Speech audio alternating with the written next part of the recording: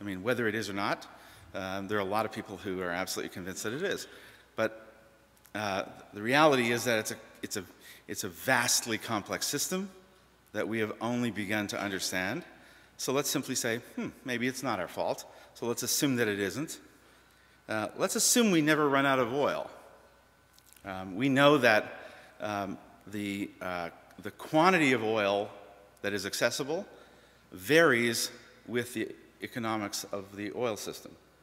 So Bjorn Lomborg basically built a model that shows that we find oil when we need it. When the economy generates the need, we produce the resource. So there's a plausible case, at least I've seen predictions that there are 50, 60, 70,000 years of oil still to be extracted. Let's assume the price of oil remains low because of this, that we can actually increase the capacity that we have to use the energy that we have in the oil. This is the work of Ray Kurzweil, and he shows that, in fact, we're doubling our technological capacity every 12 months.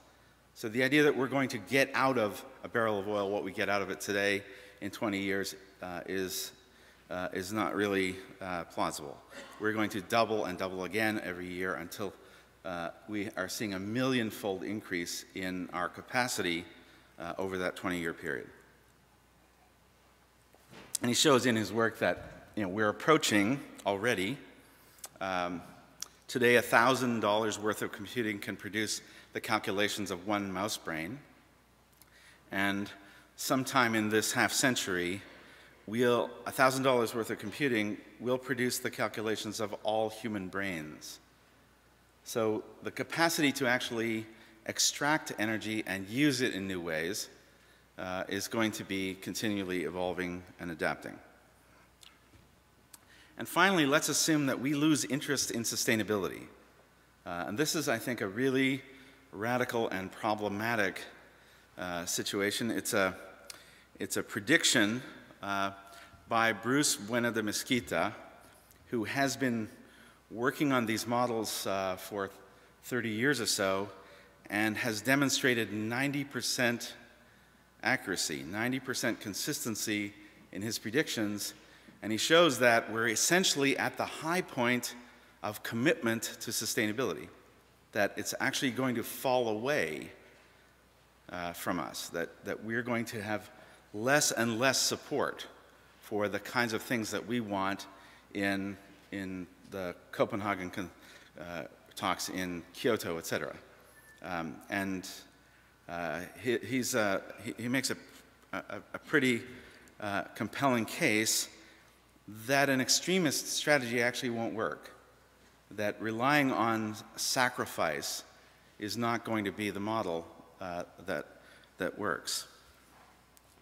So in that context, if you think about that situation where you have such a massive increase in demand and population, and a kind of never-ending increase in extraction, and a falling capacity to regulate against it, is there a future without oil?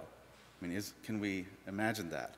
And how would we motivate towards that future? And what I began to think about is, well, if you imagine that future, what do you get? And what do you lose?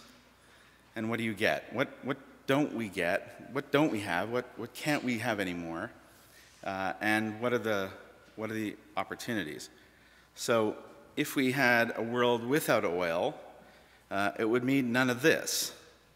And so we would lose this problem, but also none of this. And I've recently become totally obsessed with cars, and just the sheer cultural beauty and invention.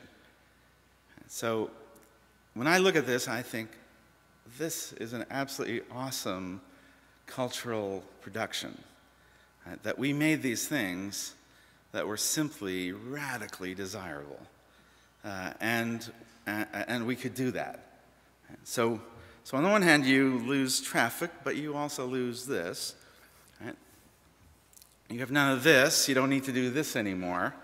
Right? You don't need to open up a wound in northern Alberta that you can see from space. But you also don't have any of this.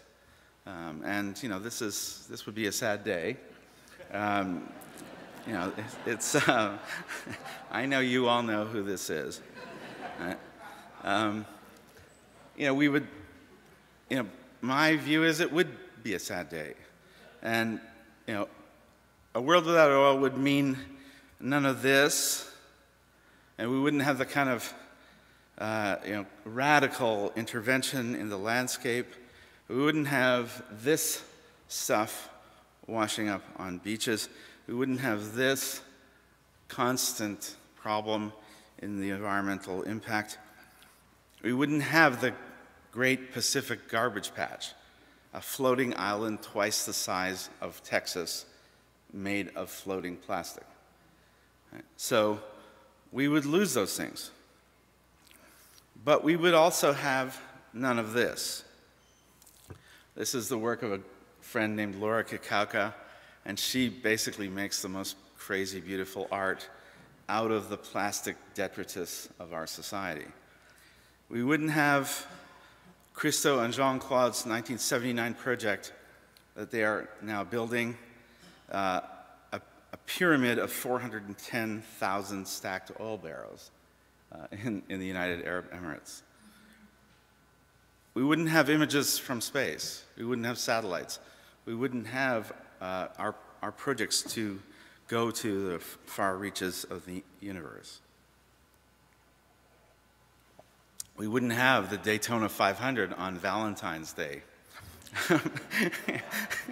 which is, to me, always quite amazing as an idea. Hey guys, let's have it on Valentine's Day. They'd love that. We wouldn't have air travel. We wouldn't have the connectedness. We wouldn't be moving into Haiti with the speed and effectiveness that we have. So when I think about those losses, is there another way of framing the question? And I think that it's a question, of course, that I think of it from a design perspective.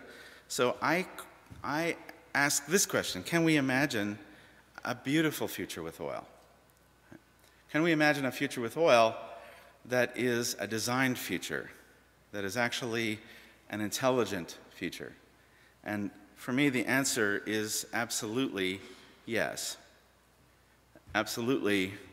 That is our project. That is the project of the 21st century. If you think about our chances of taking oil, and if you think of fossil fuels, of oil and natural gas and coal, out of the energy equation in our lifetimes, is zero. What we can do is imagine something else that is a way of living with it, and really using it as a tool, as